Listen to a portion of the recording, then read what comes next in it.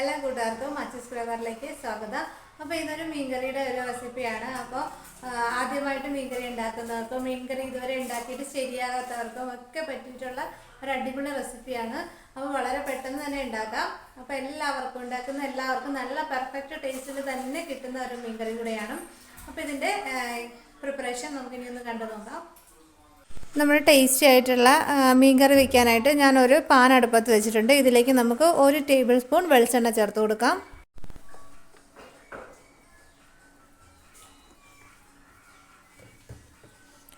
വെളിച്ചെണ്ണ ഒന്ന് ചൂടായി വരുമ്പോഴേക്കും ഒരു ചെറിയ കഷ്ണം ഇഞ്ചിയും ഒരു 4 അല്ലെങ്കിൽ 5 വെളുത്തുള്ളി കൂടെ ഇതിലേക്ക് ചേർത്ത് കൊടുക്കുക.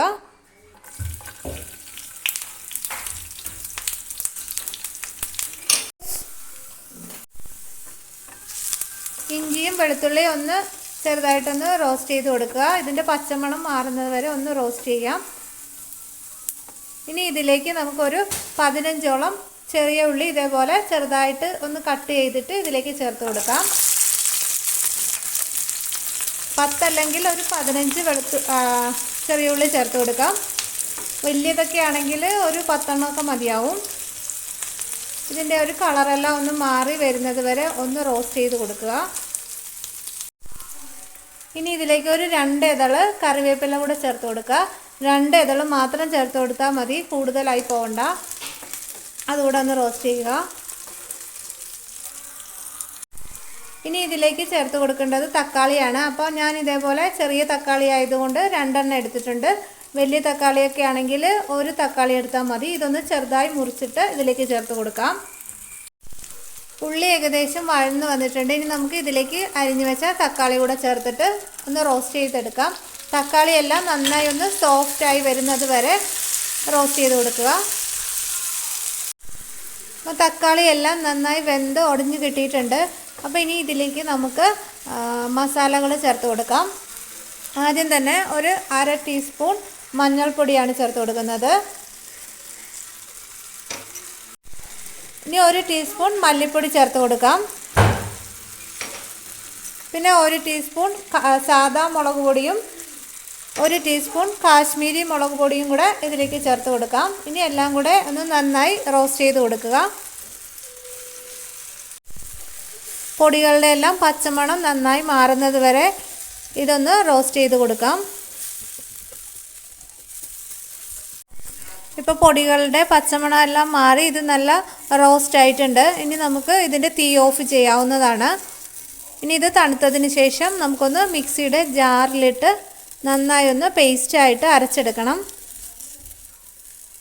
ഇത് ഞാനൊരു മിക്സിയുടെ ജാറിലേക്ക് മാറ്റിയിട്ടുണ്ട്. ഇനി വെള്ളമൊന്നും ചേർക്കാണ്ട് നല്ല പേസ്റ്റായിട്ട് ഒന്ന് അരച്ചെടുക്കുക. അപ്പോൾ ഇത് നല്ല പേസ്റ്റായിട്ട് ഇതുപോലെ അരച്ചെടുത്തിട്ടുണ്ട്.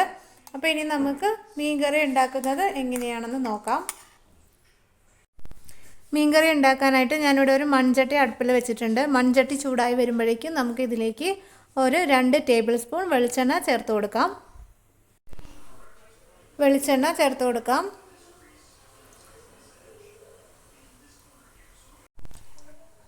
എണ്ണ ചൂടായതിന് ശേഷം ഒരു 10 അല്ലെങ്കിൽ ഒരു 15ഓളം ഉലുവ ചേർത്ത് കൊടുക്കുക.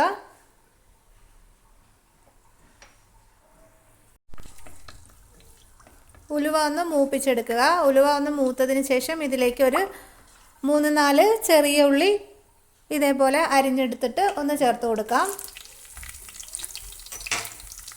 ഇതും കൂടെ ഒന്ന് ചെറുതായിട്ടൊന്ന് റോസ്റ്റ് ചെയ്യുക.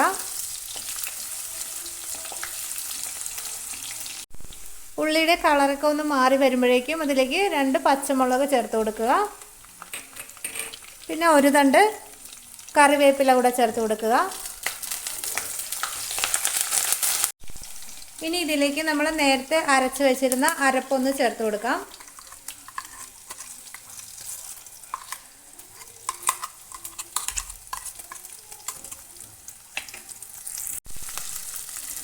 അരപ്പ് ചേർത്തതിന് ശേഷം ഒന്ന് ചെറുതായി ഒന്ന് മിക്സ് ചെയ്ത് കൊടുക്കുക.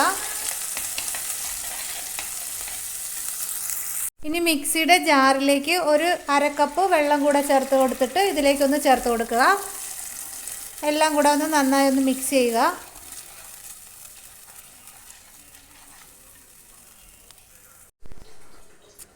ഇനി ഇത് നന്നായി ഒന്ന് മിക്സ് ചെയ്ത് കൊടുക്കുക.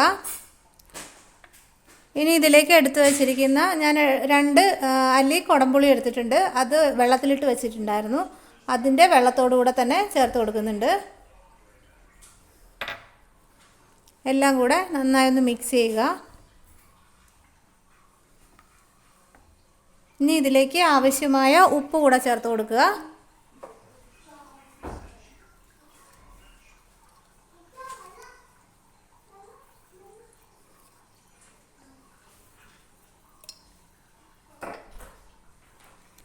നന്നായി ഒന്ന് മിക്സ് ചെയ്ത് കൊടുക്കാം. ഇനി കറിക്ക് എത്രത്തോളം വെള്ളം ആവശ്യമുണ്ടോ അതിനനുസരിച്ചിട്ട് നിങ്ങൾക്ക് അഡ്ജസ്റ്റ് ചെയ്യാവുന്നതാണ്. ഞാനിവിടെ ഒരു 1/2 കപ്പ് വെള്ളം കൂടെ ചേർത്ത് കൊടുക്കുന്നുണ്ട്. ഒരു 1/2 കപ്പ് വെള്ളം കൂടെ ചേർത്ത് കൊടുത്തതിന് ശേഷം ഇത് നന്നായി ഒന്ന് തിളപ്പിച്ചെടുക്കാം മൂടി വെച്ചിട്ട്.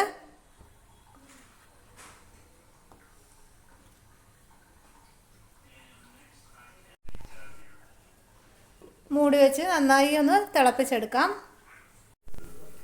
ഇപ്പോൾ ഇത് നന്നായി തിളച്ച് വന്നിട്ടുണ്ട്. ഇനി ഇതിലേക്ക് നമുക്ക് മീനിൻ്റെ കഷ്ണങ്ങൾ ചേർത്ത് കൊടുക്കാം. ഞാനിവിടെ അയിലയാണ് ചേർത്ത് കൊടുക്കുന്നത്. ചെറുതായിട്ട് അരിഞ്ഞ അയില, മുറിച്ച അയില ഇതിലേക്ക് ചേർത്ത് കൊടുക്കാം. ഇതൊരു 300 ഗ്രാമോളം അയില ഞാനിതിലേക്ക് ചേർത്ത് കൊടുക്കുന്നുണ്ട്.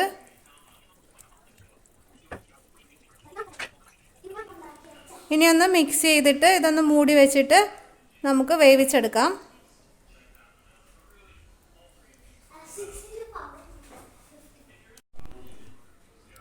ഇനി ഇതൊന്ന് മൂടി വെച്ച് വേവിച്ചെടുക്കാം.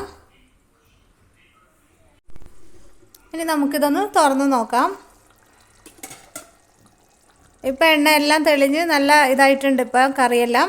പിന്നെ അവസാനം നമുക്ക് ഇതിലേക്ക് കുറച്ച് കറിവേപ്പില കൂടെ ചേർത്ത് കൊടുത്തിട്ട് തീ ഓഫ് ചെയ്യാവുന്നതാണ്.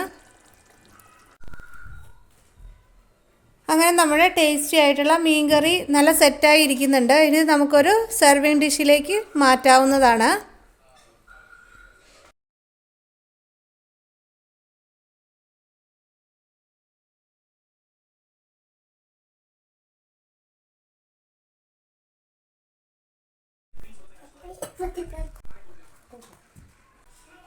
അങ്ങനെ നമ്മുടെ ടേസ്റ്റി ആയിട്ടുള്ള മീൻകറി റെഡി ആയിട്ടുണ്ട്. തേങ്ങയൊന്നും അരയ്ക്കാണ്ട് തന്നെ നല്ല കുറുകിയ ചാറോട് കൂടിയിട്ടുള്ള ഒരു മീൻകറിയാണിത്. അപ്പോൾ എല്ലാവരും ഒന്ന് ട്രൈ ചെയ്ത് നോക്കുക. ഇഷ്ടമായാൽ മറക്കാതെ ഒന്ന് ലൈക്ക് ചെയ്യുക, ഷെയർ ചെയ്യുക, കമൻറ്റ് ചെയ്യുക. കൂടാതെ ഒന്ന് സബ്സ്ക്രൈബ് ചെയ്തുകൂടെ ഒന്ന് സപ്പോർട്ട് ചെയ്യുക. അപ്പോൾ ഇത്രയേ ഉള്ളൂ. അപ്പോൾ ഇനി മറ്റൊരു വീഡിയോയുമായി കാണാം. അതുവരേക്കും thank you and bye bye.